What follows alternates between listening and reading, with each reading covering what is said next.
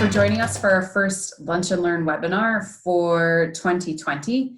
And I am pleased to introduce to you today Gary Wyatt, who is an agroforestry educator. And he has been working on a project with Dr. Sally Knoll on windbreaks for poultry farms and what kinds of implications that might have for disease transfer and biosecurity. So Gary's here today to give an introduction to some of that work and how the windbreaks look on poultry farms and how they can help for our poultry farms. So with that, I will let Gary take it away. Thank you, Abby. It's a pleasure to be here. And Sally Knoll is going to answer questions at the end too. She's also with us today. And this was a vegetative windbreaks grant from MDA. And it was after the year 2015 that we had the outbreak of avian flu. So there's multiple benefits of windbreaks, and it's basically plantings of single or multiple rows of trees and shrubs that redirect or modify the wind and are established for one or more environmental purposes. So you see the field windbreaks to farm shelter belts of windbreaks there, also driveway or snow fences types of things are also windbreaks. There's windbreaks about livestock facilities, but also communities, and then they act as living screens as well. So some of the benefits that we'll highlight here is wind modification, erosion reduction, plant protection, spray drift of pesticide applications, living screens. A lot of communities are putting up living screens around their communities. And actually in some counties are having ordinances around livestock facilities, especially confinement or feedlot facilities, that they have to have some type of living screen or a shelter belt or a tree planting around their facility. Irrigation efficacy, also livestock protection, obviously in the wintertime, or as windbreaks and so forth. Odor modification has been studied recently out of Delaware and Pennsylvania, and that does have some benefits of windbreaks catching some of the dust particles. And obviously carbon sequestration with these trees, both the root systems and the above ground foliage, and then also dust and particle mitigation. So obviously the avian flu was found and detected in Minnesota in 2015. More than 9 million birds were affected and then died. And then obviously this flu was very devastating to any poultry operation in the state. This is a slide showing some of the counties that were affected. 4.8 million turkeys, 4.2 million layers, 110 farm sites, and then also 23 counties. And this is from the Poultry Department, U of M, with Abby and Sally.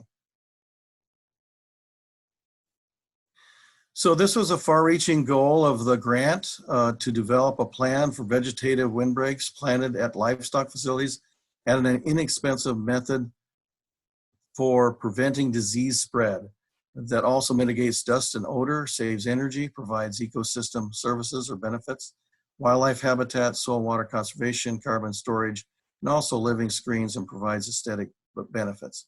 So that's a far-reaching goal that we had. We really couldn't determine all of those or document all of these benefits, but we'll show you what we did on the grant. So the major objective of the grant was to document the potential of vegetative windbreaks at turkey facilities to reduce or prevent the spread of highly pathogenic avian influenza and other diseases. Part of the grant was these types of tasks. So we had a literature review done, included 45 documents. That's going to be available on the Poultry website. Also a survey of turkey growers. We had 24 turkey growers submit surveys. We had 27 of the staff at the Soil Water Conservation District and Natural Resource Conservation Service fill out surveys. Those are agencies that work with farmers on a county-wide basis. Each county has these offices in the county, and they work with tree plantings and designing of plantings around different farmsteads and facilities. Identification of the best trees and shrubs from the surveys. And then obviously without the surveys, we wanted to identify some of the best trees and shrubs that might not be used yet on those windbreaks. And then evaluate wild bird and wildlife around turkey barns. This was used with trail cams around 4 farms. We developed also some fact sheets and videos, presentation, and an educational outreach. So we'll have these informational fact sheets and videos available to you on the Poultry website. Literature review included a couple of these point out headline points. More recently, windbreaks have been used to help mitigate dust and odor, as we mentioned before, around swine and poultry facilities. The ability of windbreaks to intercept or slow down particles as they move through the air raises questions about whether they may also be able to reduce the spread of airborne diseases. This is just a kind of a diagram of how wind is affected by vegetative trees and shrubs around these barns or even farm sites. So it does mix up the air and mitigate it, redirect it. Okay, another point that we wanted to mention too is that with the limited empirical evidence to demonstrate the effects of windbreaks on virus transmission, further research is both needed and warranted. And at the bottom right here, this is a photograph of a Pennsylvania, Delaware farm that has obviously a berm, and then planted on the berm where these fans are located is vegetative trees and shrubs and some conifer plantings there.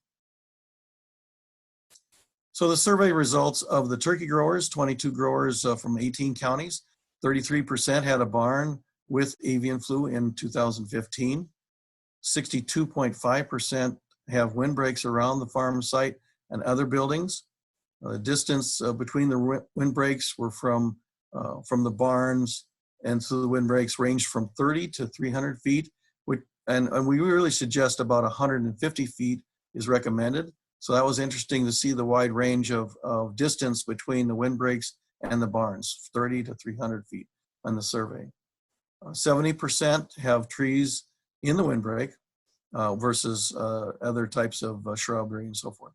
Of the trees, 16% of the conifers and 66 are deciduous trees. Conifers are the pines, spruce trees, and the deciduous trees, 66% are the leaf trees, and then 41% has both. And that's a little picture of a Aronia berry or black chokeberry at the bottom screen there. Then we surveyed the Saltwater Conservation District and NRCS staff, Natural Resource Conservation Service staff in all the counties basically in the area, and we had 27 respond. 40% of the respondents of the offices reported working with turkey growers to help them design and plant windbreaks. 85% of the turkey farms knew of turkey farms that had windbreaks. So these are the trees that were documented in the survey, both by the producers and the NRCS SWCD staff.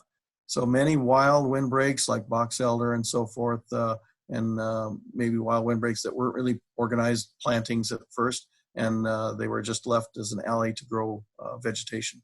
But a lot of them included deciduous trees of cottonwood, poplar, ash, which is green ash mainly, silver maple, hackberry, basswood, and bur oak. The shrubs included honeysuckle, red osier dogwood or red dogwood, nannyberry, serviceberry, and lilac. Conifers that were planted or that were documented included Black Hill spruce, white cedar, and the Norway pine.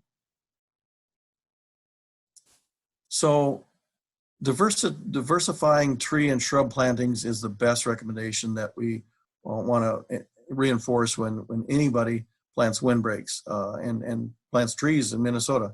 You want to diversify your landscape, plant multiple species of trees and shrubs, and use different species in planting to reduce the risk of major infestations of insect and disease that would kill one species at a time. So I just added some of the other trees that may or may not have been listed from the growers or from the SWCD staff. We are encouraging farmers to look at the Kentucky coffee tree. It's a very strong tree for a windbreak setting in Minnesota. It will grow here. Maple, there's several maples that are available. Hackberry, we've gotten away from planting hackberry in some of our windbreaks around the state because it does need to be breaking bud, you need to sweat it, as they call it. You need to put the bare root tree in a bucket of water in the shade and let it break bud before you plant it in the ground. If you plant it in the ground without breaking bud, then it basically becomes a dead stick, a dead tree. So I think over time, producers have planted those and have had poor success and led to a lot of our recent producers not planting them. But I think hackberry is still a good tree. And you have to prune them as well, and really you should prune every tree the first 10 years and make sure it gets a good start. Bur oak, black walnut, catalpa is a very good, excellent pollinator tree as well. It does have some of the pods. There might be some varieties that don't have pods on that as well. DED, that's Dutch elm disease resistant elms are available. Buckeyes, lindens, or commonly called basswoods, are available. Swamp white oak is a very strong tree. It doesn't have to be in a wet setting. Crabapple, plum, hawthorn is a native tree, pin cherry. Those are some of the deciduous trees. Some of the shrubs being used in windbreaks now is dogwoods, and there's several different kinds of dogwoods. Serviceberry, Saskatoon, and Juneberry are all kind of synonymous, and there's various species of those, and they're edible berries both for humans and for wildlife. Lilac, ninebark, cranberry, elderberry, hazelnut. Most of these are edibles, actually. Nanking cherry, black chokeberry, which is aronia berry. And then actually we have shrub willows that can form a snow fence and a windbreak and do very well. And you can actually cut them down and rejuvenate the planting every 3 or 4 years. Conifers included Black Hill spruce, also Myers spruce, and we're seeing a rhizosphere needlecast disease in some of the spruces now. So if you see some browning of your spruce needles on the base of the tree working up, we urge you to take a sample and send it to the plant disease clinic on campus, St. Paul campus. If you need more information on that, you can contact one of our extension offices around the state. White cedar, anything white and white ponderosa, white or ponderosa pine, white pine and white cedar, you really need to protect it from deers. Deer loves anything white cedar, white pine, they just devour. So you have to really fence it off or do something to prevent deer browsing. Some websites that we'll go through maybe at the end of the presentation, but this is our agroforestry website for extension. Extension website is just extension.umn.edu, and we urge you to go there if you've never been to that site. There's a lot of good livestock information and actually tree information on there. We have some Z-links to our Windbreak publication, and then also Rec Trees is our recommended trees website from our urban forestry people that we've added to that link. So in looking at windbreaks around livestock facilities, especially turkey and poultry facilities, obviously a lot of our producers have windbreaks around the north and west side. This is a picture of a site that actually has a shrub row to the west, and the building site is on to the north. But then it does have a south protection of trees. These are ash trees on this particular location. I know where this is at. And this is a large planting of ash, just a single row of ash trees, and then a single row of shrubs on the west. So on the south, they have protection, and then on the west, they have protection. And depending on your distance, again, it's recommended that most trees be planted 150 feet away from the building site. So on the trail cam study, we actually had 5 trail cams on each of the 4 poultry farms that we studied. And we studied this in the summer of 2017. We had, believe it or not, over 2 million photographs taken. And obviously, not all these were of animals. So they were of vegetation that was moving, or tree limbs that were moving, or corn that was moving. And I'll show you a few of the slides. But we did have each of the particular cams situated in all of these 5 sites similarly on each farm. Field edge, the side of the barn, the roof line, side of the barn that's close to the windbreak, and then also the feed bins. This is one of our students that helped us with the project. I just wanted to show that we did have, each time we entered the farm, protective clothing and biosecurity clothing, head to toe, basically. This was coveralls that had basically boots in the coveralls, and we protected ourselves very intensely for biosecurity, these sites. So the batteries were changed a couple times during the year. We also checked the SD cards for if they were full or not, and we changed them out every once in a while when we changed the batteries.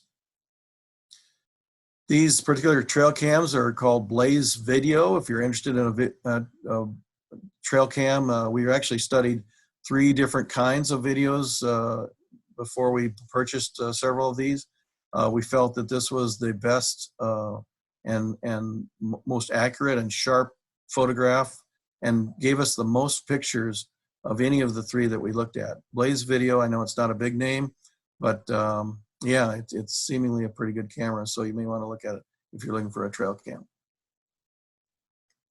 And then obviously this is a look at one of the sites that was on the outside of the windbreak. We tried to get on the outside of the windbreaks and inside of the windbreaks and several sites.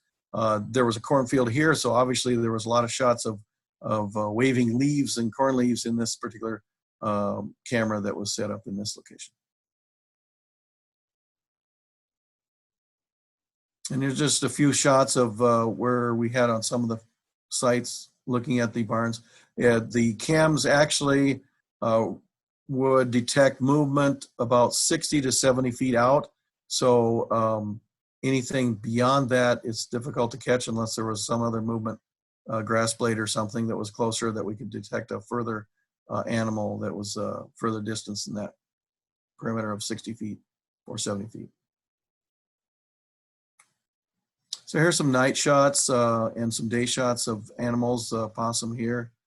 And it was nice that this cam gave the temperature and also the date and the time and so forth. It was very, very good and very sharp. Couldn't identify this creature, but another creature there in the night. A deer in this particular photograph was taken during the daylight hours. Some birds that were detected next to the barns around the cams as well. And most of the birds were the perching birds and very common birds. Probably the largest species of birds are the robins and the starlings and so forth. And then here's some domestic birds that were out of the facility and caught on camera. And there's a robin on that one. Here's a night shot at one of the farms, raccoon on the ground, and then that particular raccoon, I don't know if you can see it or not, but it's climbing the ladder there, and his eyes are lit up and going up the ladder, actually backwards, it looks like. So he's actually climbing on the inside of the ladder. So anyway, some of our trail cam summaries here, lots of variability relative to sightings, type and number, depending on the farm, the season, location, daylight, nighttime sightings.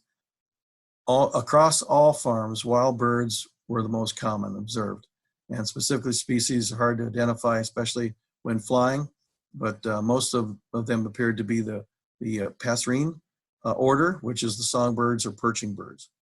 And only a few pests or rodents were observed, and obviously mice and rats would be a little bit smaller species to catch versus the raccoons and the deer and so forth. So some of these images were difficult to capture. So most of our birds, or wild birds, included some species not determined, then songbirds, obviously, crow, robins, starlings, pigeons, turkeys, wild and domestic, and then pheasants on the wild bird side. And then the mammals that were caught on film, deer, raccoon, possum, skunk, fox, coyotes. And then less common were the rabbits and woodchucks, squirrels, chipmunk, and mice, and then actually dogs and cats.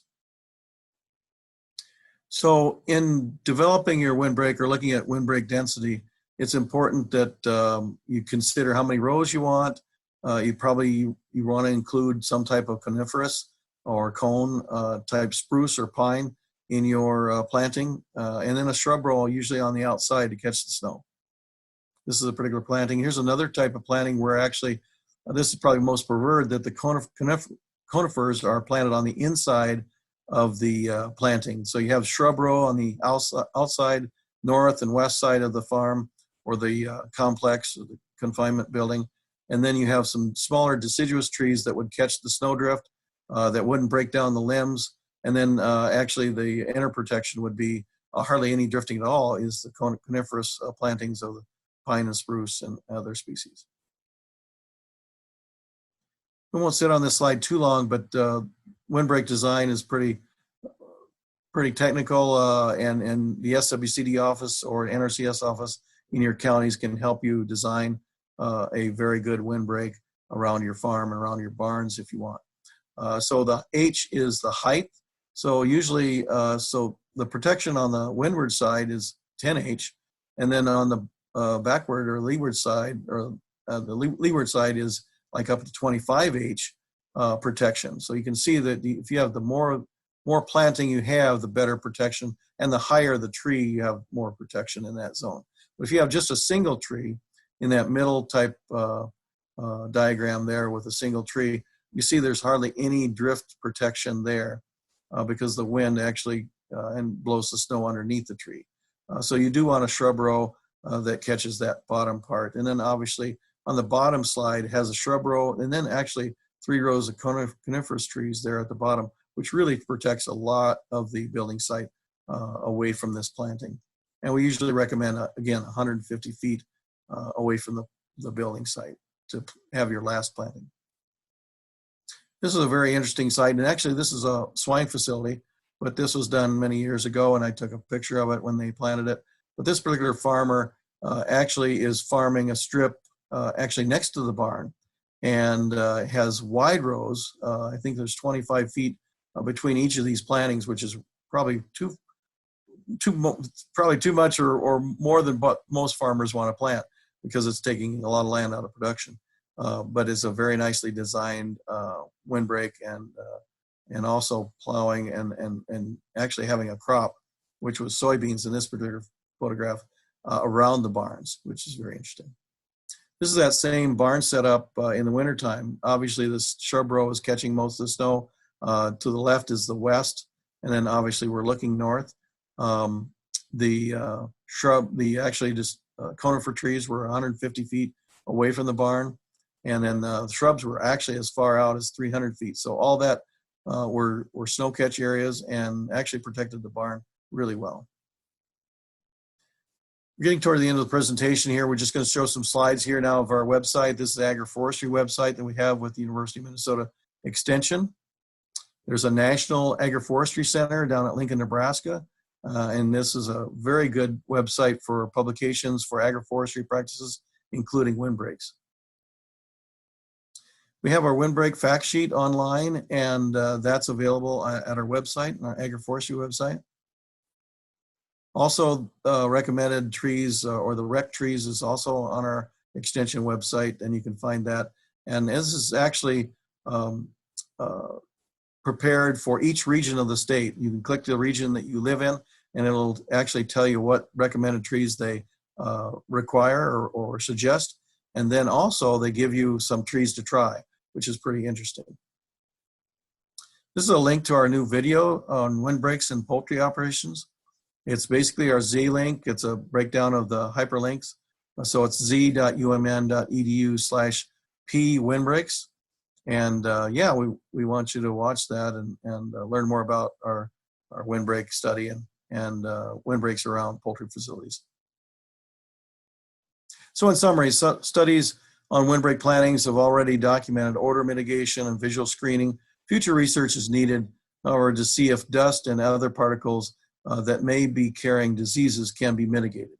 So windbreaks can be a very positive agroforestry planting in most landscapes if designed properly with the appropriate trees and shrubs that meet the objectives and the purpose of the plantings.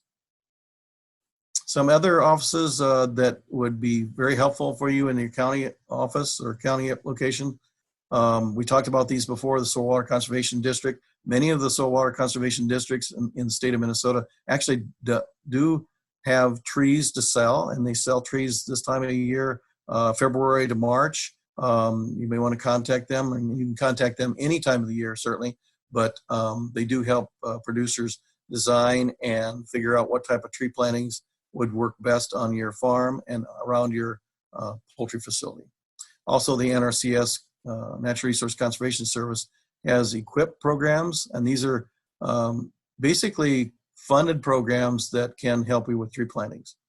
And it's a dollar amount per tree, or it used to be a cost sharing percentage, but I think they've gone away from that. So it's just a flat fee of funds. And then the fund agency for the farmers, another funding opportunity would be CRP, Conservation Reserve Program. And that's through your FSA office or Farm Service Agency office. Additional information from this project will be available on the University of Minnesota Poultry Extension website. And then again, here's our website for our poultry video, windbreaks around poultry operations. And that's z.umn.edu/p-windbreaks. Thanks for watching. Well, thank you, Gary. I appreciate you taking the time, and as well for Dr. Knoll to be online today. We have